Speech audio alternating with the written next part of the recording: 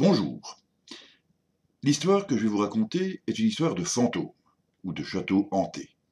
En fait, il s'agit de la première enquête que réalisa en 1980 le CERPI, c'est-à-dire le Centre d'études et de recherche sur les phénomènes inexpliqués, qui d'ailleurs s'appelait à l'époque le GESO pour Groupe d'études des sciences occultes.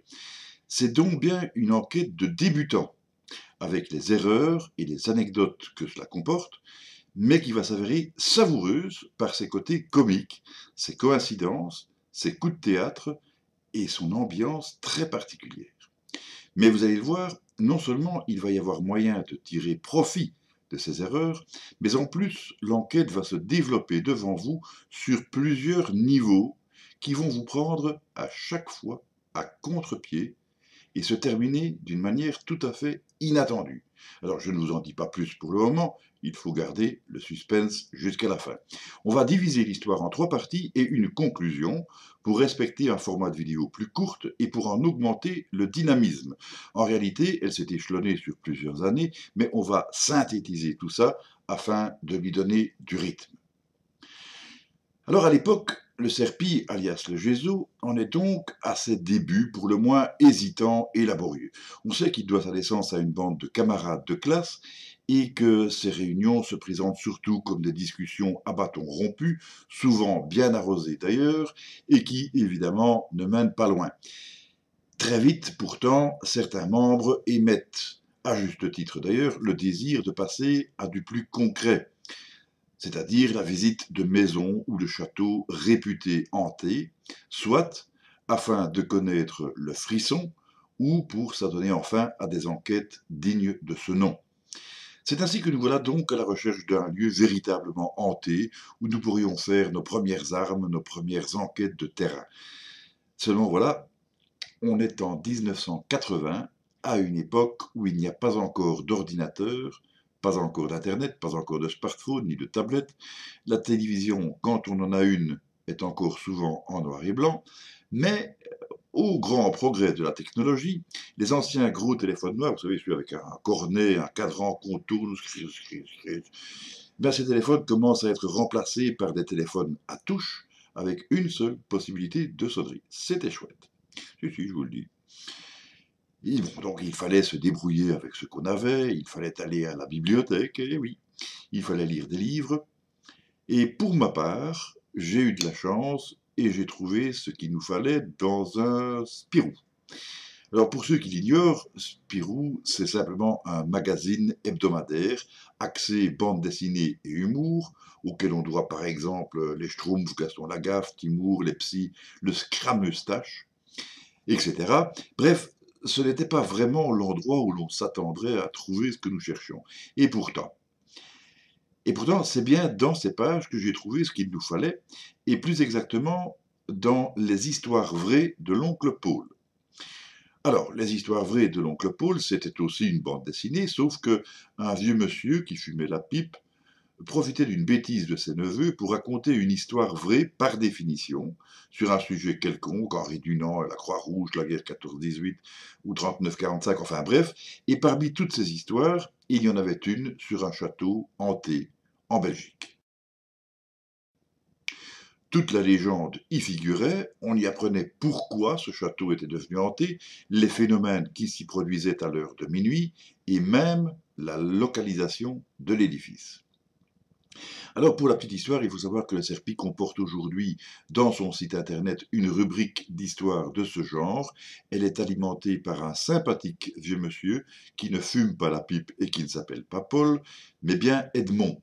Et c'est pour ça que cette rubrique s'appelle Les histoires vraies de l'oncle Edmond. Alors bien que débutant, nous savions qu'il fallait au préalable réunir un maximum de documentation sur notre sujet avant de le visiter, ce château. Et nous avons d'abord fait un petit tour de reconnaissance. Mais pour ça, il fallait une voiture, et quand on est étudiant, on ne dispose généralement pas de ce genre de choses, du moins était-ce le cas à l'époque. C'est là qu'intervient un certain Théo, l'un de nos nouveaux membres qui, lui, n'est plus étudiant depuis longtemps, il est déjà dans la sphère professionnelle, il a une quarantaine d'années et une voiture, c'est un ancien paracommando qui n'a pas froid aux yeux et qui roule un peu comme dans Taxi 8. Il n'est pas encore sorti celui-là, bon, disons Taxi 7 alors. Bon, bref, il roule vite, et nous voilà à Route-Saint-Pierre, une petite localité située plus ou moins au milieu d'un triangle formé par les villes de Diest, Louvain et Arscott. Bon, c'est peut-être dans le désordre. Enfin, bon, on constate alors une première chose, c'est là que l'on se trouve devant un magnifique château, digne témoin du XIIIe siècle, dont la tour en poivrière atteste de son caractère militaire. Fameux contraste avec la sinistre chapelle qui se trouve non loin. Et puis on trouve aussi sur le bas-côté une croix à la forme bizarre. Alors vous savez qu'il existe quantité de croix différentes avec autant de significations, mais là nous avons beau consulter nos guides, on ne trouve aucune explication, aucune signification particulière à cette croix. Bon, on va étudier tout ça. Et nous sommes donc allés au village, questionner les habitants, et on voit que les gens ne sont pas vraiment effrayés par la présence de ce château, dont la plupart connaissent la légende, mais ils préfèrent quand même rester à distance, ils ne s'y aventurent pas la nuit, et surtout, ils nous disent que le château n'est pas habité. Ça, c'est un peu bizarre, parce que la maman de Théo qui est venue avec a vu quelqu'un à la fenêtre. Bon, nous verrons cela aussi. Nous patrouillons le coin, nous prenons des photos en argentique parce que la photo numérique n'existe pas encore, et puis nous rentrons à Bruxelles puisque à l'époque le GESO a son siège social dans la capitale belge, alors que à présent elle se trouve à Soigny. Quelques jours plus tard, notre ami Théo profite d'un coup de chance inouï. L'un de ses collègues de travail connaît le propriétaire du château en question, le comte Baudouin Cornet Delcius de Pessan, ça ne s'invente pas des noms pareils, et il peut même lui parler de notre projet. À notre grande surprise, notre brave homme ne s'y oppose pas tant que ça se passe à l'extérieur. Mais ça nous suffit, car la manifestation principale réside dans le passage d'un carrosse noir attelé de 6 chevaux qui, à minuit tapante, franchit le pont-levis et on ne sait trop comment parvient au sommet du donjon.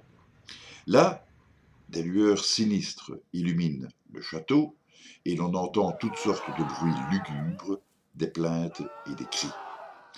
Tout ça ne passera pas inaperçu, mais de toute façon, nous aurons par la suite l'occasion de visiter le château pièce par pièce en compagnie du comte en question. Super! Le comte Baudouin, Cornet, etc. va plus loin et nous procure un fascicule avec toutes les armoiries du château, son plan, des photos ou plutôt des dessins, la légende, l'historique du bâtiment, bref, tout ce dont nous avions besoin. Que faut-il demander de plus? Ah oui, quand même. Quant à lui, le comte, etc., rigole bien de cette légende qui, certes, existe, mais il n'a jamais rencontré le moindre fantôme dans son château et il prétend que tout cela provient de l'imagination populaire et des feux follets qui sont eux-mêmes justifiés par les marécages avoisinants. Bon, nous, ça ne va pas nous empêcher d'aller voir.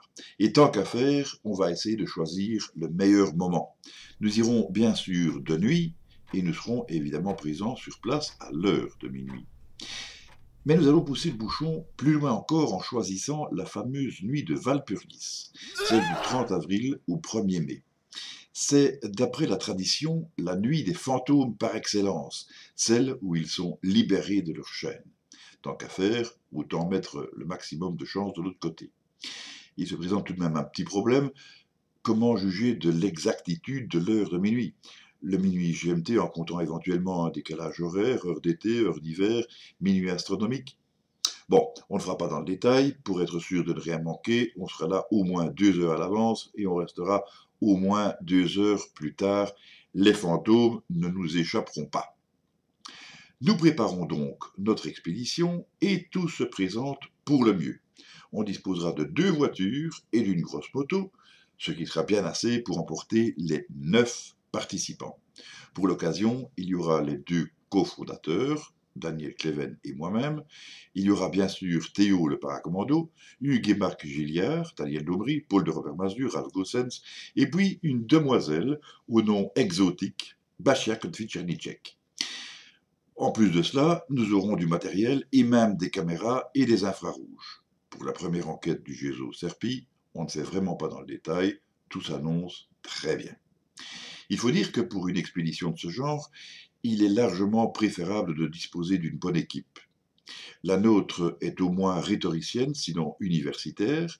Il y a donc déjà un bon niveau culturel de base, et il vaut mieux, même si les manifestations s'annoncent spectaculaires et bien visibles, qu'il y ait un maximum de témoins qui puissent observer d'angles différents, et aussi des représentants des deux sexes, car les sensibilités et les interprétations peuvent être différentes. Seulement voilà, entre la théorie et la pratique, il y a souvent une grosse différence aussi. C'est que, au moment de passer à l'action, notre équipe va se trouver considérablement déforcée et fondre comme neige au soleil. Oh, je ne prétendrai pas que certains se soient dégonflés. Si on a la grippe, on ne va pas passer la nuit à l'extérieur dans le froid. Chacun peut avoir ses impératifs de dernière minute. D'autres peuvent trouver des occupations plus plaisantes. Et ce sera le cas de notre représentante féminine, Batja Kotvic-Czernicek, laquelle avait la possibilité de se rendre en montagne pour s'adonner à son sport favori.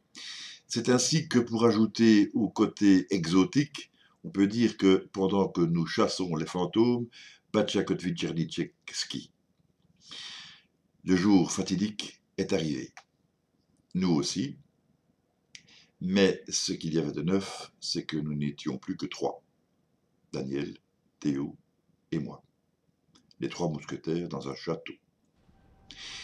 Et là où nous pensions le prendre d'assaut, c'est plutôt son ambiance lugubre qui va se refermer sur nous.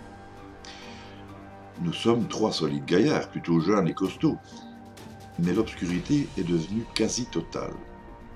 La tour en poivrière profile sa silhouette comme une menace. À côté de nous se dresse la chapelle sinistre. Il y a cette croix bizarre. Un rat frôle nos pieds. Un chat noir passe. Les chauves-souris volent autour de nous. Un chien hurle au loin. L'heure de minuit approche. Le carrosse ne devrait plus tarder.